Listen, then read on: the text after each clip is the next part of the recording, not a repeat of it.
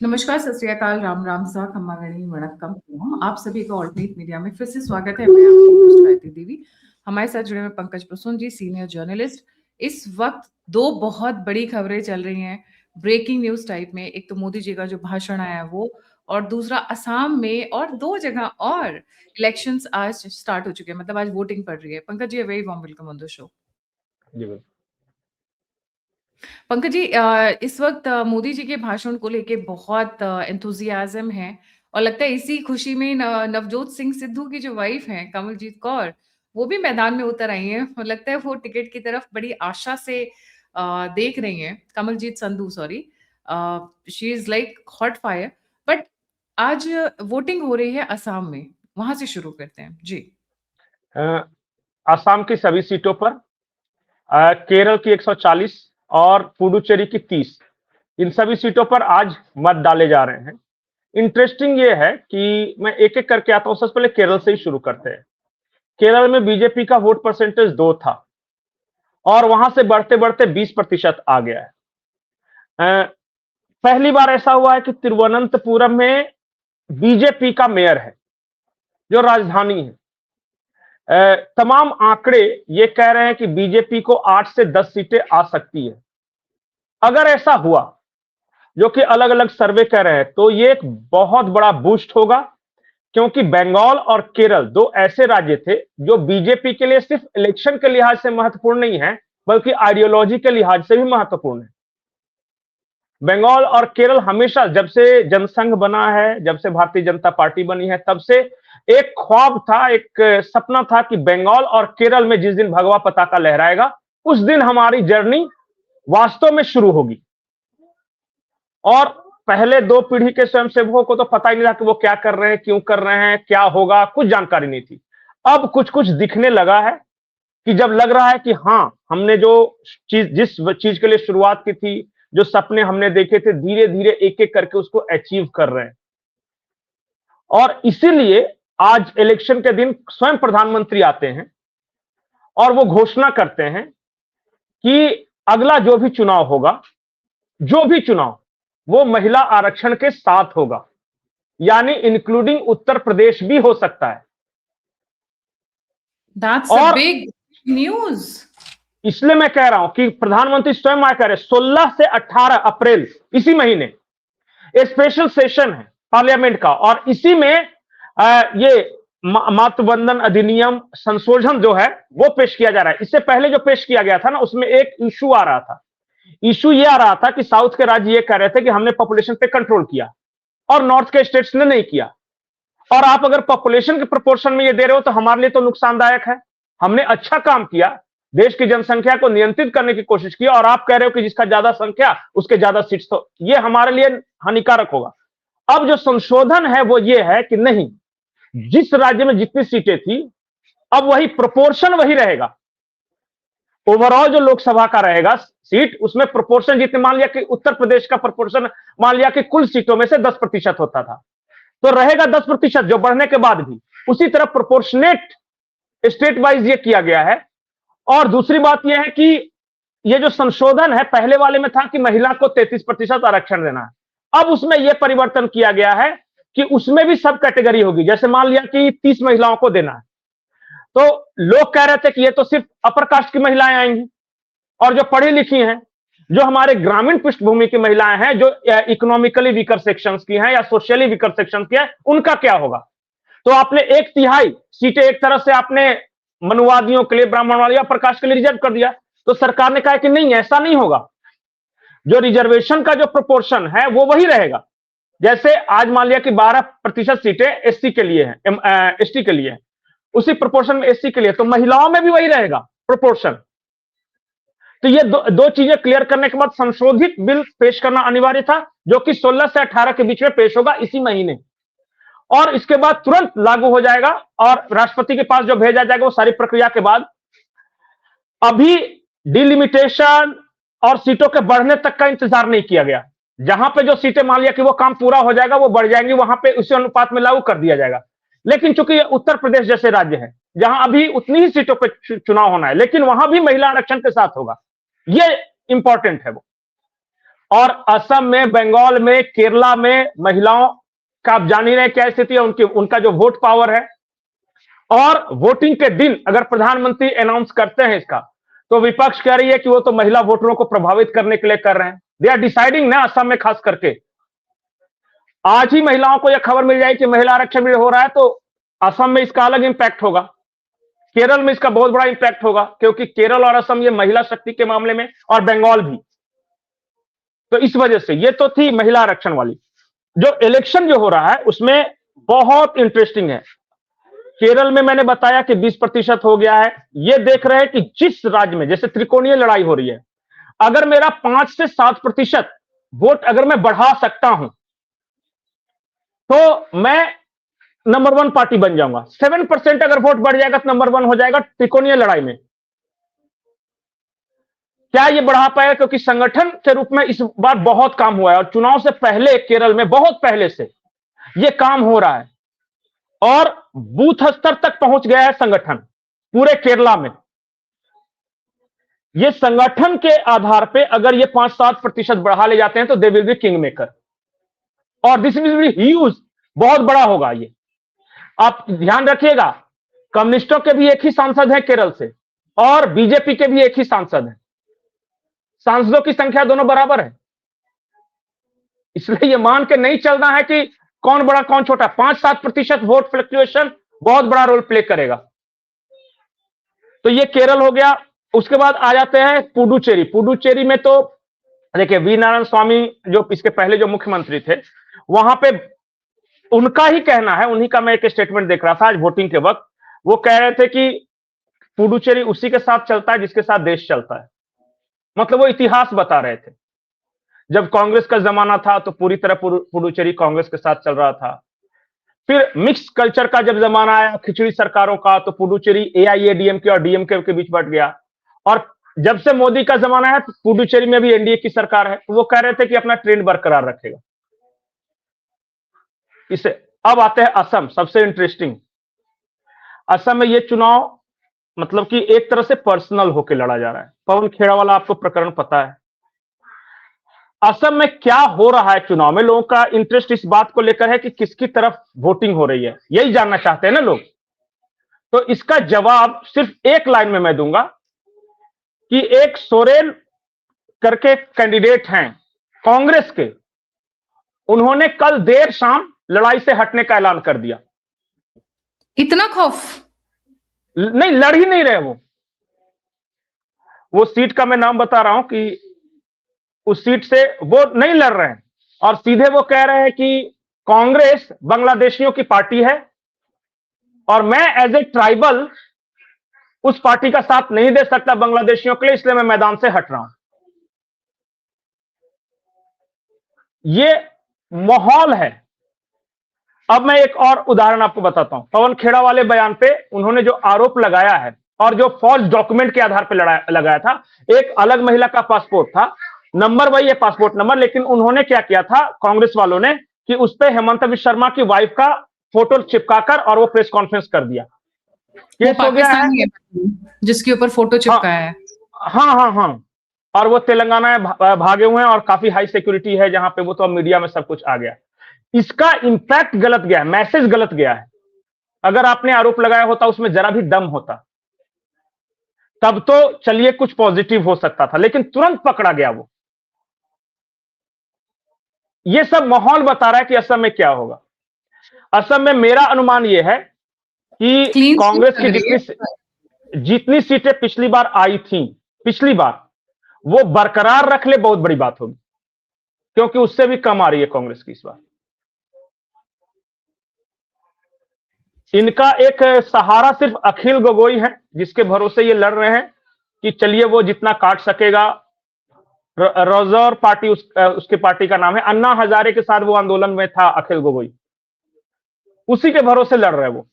बाकी खुद तो बहुत बुरी हालत है, बहुत बुरी हालत है, क्योंकि वहां मुस्लिम वोटर भी बदरुद्दीन अजमल की तरफ ज्यादा शिफ्ट हो रहे हैं, जहां पे वो जीतने लायक है। जहां पे वो नहीं जीतने लायक है वहां तो कांग्रेस मजबूरी है।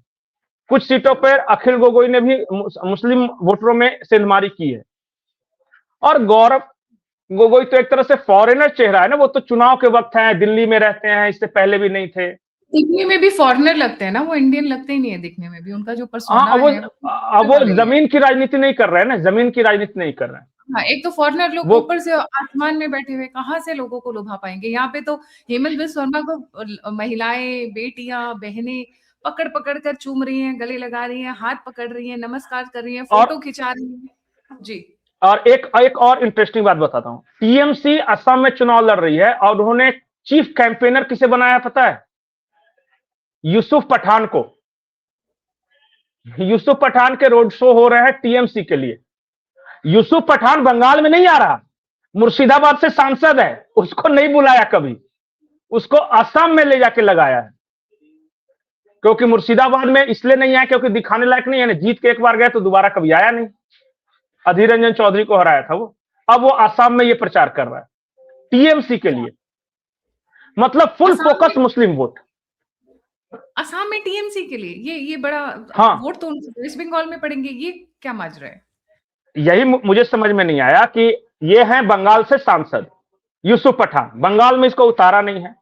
यूसुफ पठान को असम में टीएमसी ने उतार दिया, वो टीएमसी कैंडिडेट के लिए असम में प्रचार कर रहे हैं, बंगाल में नहीं कर रहे हैं। क्योंकि बंगाल के मुसलमान यूसुफ पठान से नाराज हैं, क्योंकि वो दोबारा कभी आए नहीं, मुर्शिदाबाद में नहीं आए फिर। तो सही है। ये मुझे इंटरेस्टिंग एंगल लगा कि टीएमसी भी यार कम से कम है। कहीं अब कांग्रेस देखते के हैं वहां साथ, क्या होता है। कांग्रेस के साथ तो गठजोड़ नहीं है जहां से मतलब उन्होंने कहा भैया इनको भेज दो, मुस्लिम वोट्स एक साथ हो जाएंगे तो कांग्रेस के लिए वोट कर देंगे। टीएमसी के लिए तो वहां पे वोटिंग का कोई मतलब ही नहीं उठता है। पता नहीं, मुझे लग रहा है कि ये पूरा जोर लगा रहे हैं मुस्लिम बहुल इलाकों में, क्योंकि टीएमसी को पता है कि अगर कहीं स्कोप उसके लिए बनता है एकाध सीटों का, तो वो सिर्फ मोहम्मदन इलाकों की सीटें हैं, क्योंकि हिंदू इलाकों में तो कोई नहीं देने वाला। सारे बंगाल में जितने भी विपक्ष है, जितने भी पार्टियां हैं, मुस्लिम वोट, मुस्लिम वोट। बदरुद्दीन अजमल को भी मुस्लिम वोट ही चाहिए, टीएमसी को भी मुस्लिम वोट ही चाहिए, इसके बाद ये कांग्रेस को भी सिर्फ मुस्लिम वोट चाहिए। हिंदुओं का वोट क्या होगा? वो सिर्फ हेमंता को चाहिए, बीजेपी को, और बाकी किसी को नहीं चाहिए।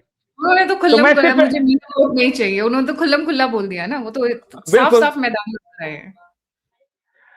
तो यही है, सब कुछ चल रहा है। एक और इंटरेस्टिंग बात है कि अभी नितिन नवीन का एक इंटरव्यू हुआ एएनआई पे।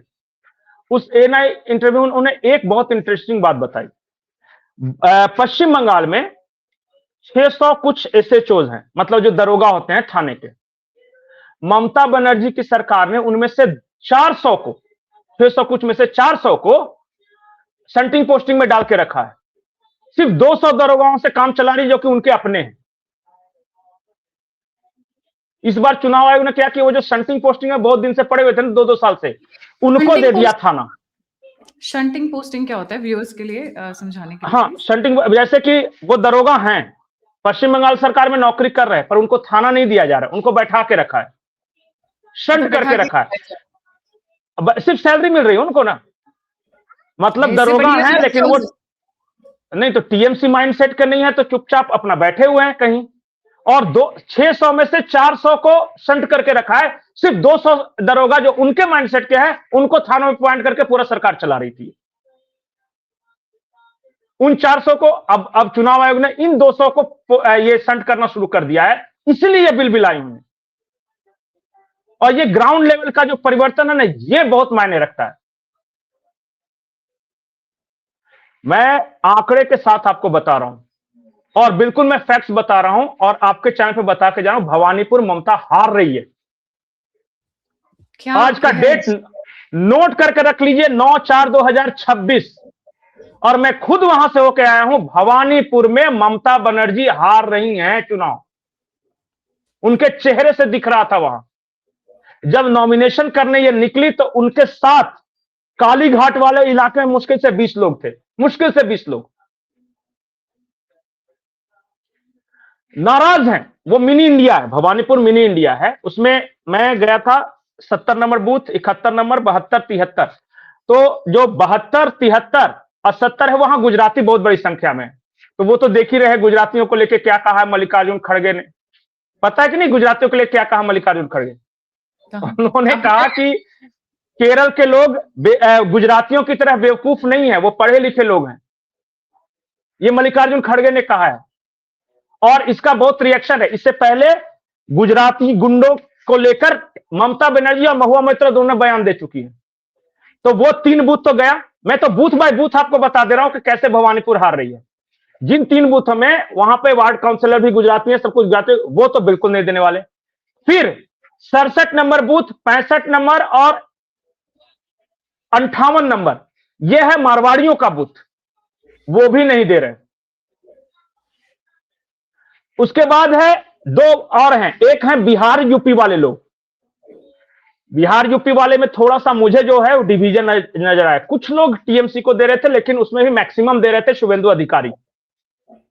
बंगाली हिंदू में इस बार वहां पे कास्ट वाइज डिवीजन है, जैसे कायस्थ है, बंगाली हिंदू की मैं बात कर रहा हूं, वो दे रहे हैं बीजेपी को। ओबीसी बीजेपी को दे रहे हैं, एससी एसटी बीजेपी को दे रहे हैं। हां, ब्राह्मण बंगाली में से कुछ लोग जरूर है जो मुझे ममता बनर्जी की तरफ दिखे। तो कास्ट समीकरण कुछ ऐसा बन रहा है वहां पे कि 80% ब्राह्मण हिंदू, बंगाली हिंदू, 70% बिहार यूपी वाले, मारवाड़ी 99%, गुजराती 99%, ये शुभेंदु अधिकारी को दे रहे हैं। ममता बनर्जी को सिर्फ वही वोट मिल रहा है जहां मुस्लिम है, मोहम्मदन है।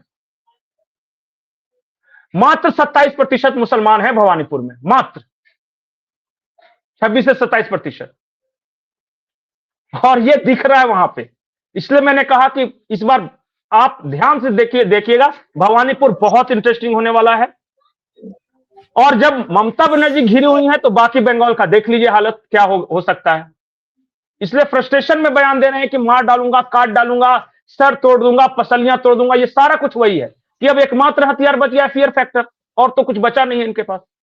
उसमें भी कल इलेक्शन कमीशन का वो आ गया था, और ये Kalyan Banerjee dares home minister Amit Shah, मतलब अच्छे लोग अमित शाह को धमकी नहीं देते और कल्याण बैनर्जी सामने आकर दे रहे हैं। बताइए। और ये फ्रस्ट्रेशन है, वो हार रहे हैं इसलिए ऐसा बयान दे रहे हैं। जो जीत रहा होता वो निश्चिंत रहता, उसको इस तरह बोलने की कोई जरूरत नहीं थी। अभिषेक बनर्जी क्या बोल रहे हैं पता है एक भाषण में, कि सबसे पहले मैं सर तोड़ूंगा, उसके बाद पसलियां तोड़ूंगा, उसके बाद कहानी शुरू करूंगा। यह अभिषेक बनर्जी का भाषण है। ममता बनर्जी ये कह रही हैं कि इनका खेला 20-25 दिन का है, उसके बाद मेरा तांडव शुरू होगा। ये हसन मुल्ला ये कह रहा है कि अगर टीएमसी जीता तो रसगुल्ला बटेगा, और अगर टीएमसी हारा तो घर जलेगा, झोपड़ियां जलेगी। ये सारे फ्रस्ट्रेशन वाले बयान हैं। इसलिए चुनाव आयोग को बकायदा नाम के साथ वो ट्वीट करना पड़ा कि टीएमसी की गुंडागर्दी नहीं चलेगी, भय मुक्त चुनाव होगा, इसके लिए लिखा है। और मैं तो जमीन पे होके आया हूं। देखिए थोड़ा बहुत तो है, फियर फैक्टर है, मैं ये कह रहा हूं कि नहीं है, लेकिन पिछले चुनाव के मुकाबले काफी हद तक उभर आए हैं। और 1-1.5 महीना पहले से सेंट्रल पैरामिलिट्री फोर्सेस का डिप्लॉयमेंट गांव-गांव में कर दिया है। उसके बाद पेट्रोलिंग हो रही है और आ रहे हैं। इस बार बहुत मुश्किल होगी, चुनाव के दिन हिंसा जो करेगा वो बुरी तरह फंसेगा इस बार। मुझे लगता है कि अगर ममता बनर्जी इस बार वॉयलेंस पे उतर आती हैं, जीते या हारे, तो प्रेसिडेंट रूल लगाने में ये लोग पीछे नहीं हटेंगे, क्योंकि ये लोग भी अति की अति सीमा देख चुके हैं। मतलब एक्सट्रीम चुनाव के बाद देखिए, मैं ये तो नहीं कह रहा हूं कि कौन जीतेगा कौन हारेगा, लेकिन कोई भी जीते कोई भी हारे, बंगाल में हिंसा होगी। अगर बीजेपी वाले जीत गए तो बीजेपी को अपने कैडरों को संभालना मुश्किल हो जाए, क्योंकि ये घायल हैं, इसलिए घातक हैं। बहुत सहा है इन्होंने। और टीएमसी जीती तो टीएमसी वाले वो बदला लेने की कोशिश करेंगे पिछले पंचायत चुनाव की तरह, फिर भी हिंसा होगी। तो बंगाल में अगले 2-3 महीनों तक ये पैरामिलिट्री फोर्सेस को जगह जगह लगा के रखना पड़ेगा, क्योंकि बहुत खराब स्थिति होने वाली है। कोई उपाय नहीं है इसका। मैं तो उन इलाकों, बिल्कुल बीजेपी के कार्यकर्ता, बीजेपी के वोटर्स, बीजेपी के कैडर घायल हैं, इसलिए बहुत घातक है। भरे बैठे हैं वो कि बस एक बार मौका मिल जाए इसकी। और वो डरते हैं, टीएमसी से नहीं डरते हैं, वो डरते हैं पुलिस से, क्योंकि पुलिस टीएमसी की ढाल बन के खड़ी रहती है। बोले उन्होंने कहा कि एक बार पुलिस को हटा लीजिए, उसके बाद देखिए उनकी सारी गुंडागर्दी हम निकाल देते हैं। इसलिए ये पुलिस को स्थिति है बंगाल में। भरोसा नहीं है ना, वेस्ट बंगाल की पुलिस पे इसीलिए भरोसा नहीं है। तभी 3 lakh personnels centrally administered central armed police forces 3 lakh लोगों को एक स्टेट वॉर की स्थिति में नहीं जा रहे, हम युद्ध करने नहीं जा रहे, स्टेट में इलेक्शन। कैन यू इमेजिन यही किसी बात, स्टेट में आर्म्ड पर्सनल्स को उतारना पड़ रहा है। ये शो करता है कि ममता ने क्या वहां पे रायता फैला के रखा है, क्या उस देश प्रदेश का हाल किया हुआ है। तभी शायद ये 400 मैं कंपैरिजन करता हूं। जब धारा 370 हट रही थी कश्मीर से, उसके ठीक पहले आपने देखा हो कि इसी तरह डिप्लॉय किया गया था कश्मीर में, चप्पे चप्पे पर। वो जो डिप्लॉयमेंट था वो 4 लाख के करीब था कश्मीर में, और यहां 3 लाख के करीब इलेक्शन करवाने के लिए डिप्लॉय की गई। बताइए कश्मीर से ज्यादा बुरी हालत है कि नहीं? इसलिए कह रहे हैं कि यहां पॉलिटिकल वायलेंस है। उन्होंने बंगाल को ऐसा बना दिया, पता है, मैं गया बंगाल में, वो जो सिविल कहते हैं वहां पे एक नीली ड्रेस वाले सिपाही रहते हैं हर जगह, वो कॉन्ट्रैक्ट बेसिस पे वो काम कर रहे हैं। वो तो लूटने के लिए ही खड़े हैं रोड पे। मेरे गाड़ी का नंबर झारखंड नंबर से था। वो हर चौराहे पे रोकते हैं और पैसा चाहिए उनको। क्या बात टोटो और जो इलेक्ट्रिक, हाँ, उनका यही काम है, बेचारे कॉन्ट्रैक्ट पे हैं, 7,000 8,000 9,000 पे काम कर रहे हैं, और दिन भर उनको धूप में खड़ा रखा है। तो वो क्या कर रहे हैं? वो सिर्फ वसूली करने के लिए खड़े हैं। 8,000 तो यहाँ वो की सिविल कांवलिया कमाती है, मतलब मैं बोलूं गुड़गांव वगैरह में 8,000 नहीं, 25-25 30-30 हजार रुपए कमाती है, झाड़ू पोछा मिल बर्तन खाने में। और वो बताइए, सिपाही का काम, ट्रैफिक पुलिस का काम उनसे ले रहा है वो ब्लू ड्रेस वालों से। तो वो करते क्या है? वो कोई भी ऐसी गाड़ी नहीं छोड़ते जिससे वो पैसे न ले। यही तोलाबाजी है। मैंने पूछा कि यार तोलाबाजी होता कैसे है? तो बोले कि दादा इसका पूरा एक स्ट्रक्चर है। उदाहरण के तौर पे मान लिया कि आप बंगाल में हैं और आपको एक मकान बनाना है। अब आप सीमेंट कहां से खरीदेंगी, ईंटें कहां से खरीदेंगी, रेत कहां से लाएंगी? ये सब टीएमसी दफ्तर पर्ची काट के देगा आपको। आप नहीं डिसाइड कर सकते कि किसके यहां से खरीदना है। वो बताएंगे पर्ची कटवाओ, यहां पे पैसे जमा करो, तुम्हारे यहां गिर जाएगा। मतलब टोटल डिक्टेटरशिप, टोटल एनार्की। हाँ, और इस पे उनका कमीशन फिक्स है। ये तो हो गया। इसमें दूसरा है सड़कों पे तोलाबाजी। जैसे ये मैंने बताया, नीली ड्रेस वाले सिविल वहां बोलते हैं इनको, सिविल वाले, ये तो अपना वसूलते हैं। सारे गवर्नमेंट ऑफिसेस पश्चिम बंगाल में एक लोग बैठा रखे हैं बाकायदा चार्ट, रेट चार्ट के साथ, कि किस काम के लिए कितने पैसे देने होंगे। और अफसोस कि उनमें से जो बैठे हुए वहां लोग हैं आईपैक वाले हैं, ये प्रतीक जैन वाले, इनको बैठा के रखा है। तुम्हें हिसाब रखना है कि कितना कलेक्शन हुआ, कितना आया, घूस से कितना पैसा किसको मिला, वो सब। ये है बंगाल में तोलाबाजी। अब है मदन मित्रा का एक टीएमसी के नेता है, वो मंत्री भी थे। उन्होंने अभी इंटरव्यू दिया। उन्होंने कहा कि देखिए हर चीज का रेट फिक्स है। मुझे मंत्री बनना था तो मैंने 10 करोड़ दिए, जिसको वार्ड काउंसिलर बनना था उसको 10 लाख है। बोले फिक्स है। ये सब आ रहा है। इस तरह से सरकार चला रही है Mamata Banerjee. Well organised structure of corruption, ये बंगाल है। Wow. Hats off to this woman, I would say. Wish she was on the other side of the ideology, so she could have been a very formidable, मैं बोलूंगी, force to reckon with. तब ये मतलब she could have been, मतलब ये मैं बोलती हूँ किसी भी हमारे जो स्टेट चीफ मिनिस्टर्स रही हैं महिलाओं की, उन सबके आगे निकल जाती, माइनस द करप्शन। मैं उस करप्शन को जस्टिफाई नहीं करूंगी जो ये कर रही हैं, पर अगर ये दूसरी साइड होती, गुंडागर्दी मतलब इनके हाँ, गुंडागर्दी तो गजब है। जब हम रिपोर्टिंग करने जाते थे तो जहां पे भी आप खड़ा रहिएगा तो 2-3 आदमी सुनता रहता था चुपचाप, ये क्या बोल रहा है, वो ऑब्जर्व करता था। सावधानी सिर्फ इतनी बरतनी है कि उसके सामने टीएमसी की बुराई नहीं करनी है। पब्लिक जो बोलना है बोले, आपको नहीं करना, नहीं तो आपको फिर आगे अगला चौराहा पे पकड़ लेगा गाड़ी, वो रिकॉर्ड करके क्या ले जा रहे हो थोड़ा दिखाओ। राइट। मेरे कॉन्फ्रेंस, आपको पता है कि West Bengal government sends out people in disguise to attend every conference and everything, so that उन्हें पता चलता रहे कि लोग वहां पे क्या क्या बातें कर रहे हैं। मेरे कॉन्फ्रेंस में भी 2 लोग इस तरीके के आए हुए थे, पिछले साल भी आए थे और इस साल भी आए थे।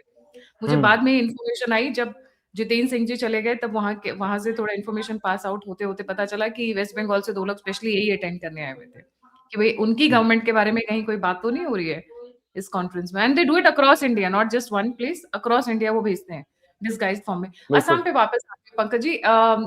असम में अभी आपको क्या रुख दिखाई दे रहा है? मतलब आज तो इलेक्शन है, आप तो आसाम भी घूमते रहे काफी अपने नहीं, ग्राउंड पे। आसाम में मैं एक लाइन बोल रहा हूँ कि सबसे क्लियर कट मैंडेट आसाम का आएगा, ये जितने भी राज्य में हो रहे हैं इलेक्शन। जी कांग्रेस की हालत यही देख ही रहे। ये सांगठनिक रूप से वो बिल्कुल बिखरा हुआ है, बहुत सारे लोग छोड़ छाड़ के चले गए। सोचिए ना कि जिनको कैंपेन कमेटी का चेयरमैन बनाया था, जिनको प्रद्योत जी को, वही छोड़ दिए पार्टी, तो क्या कैंपेन होगा।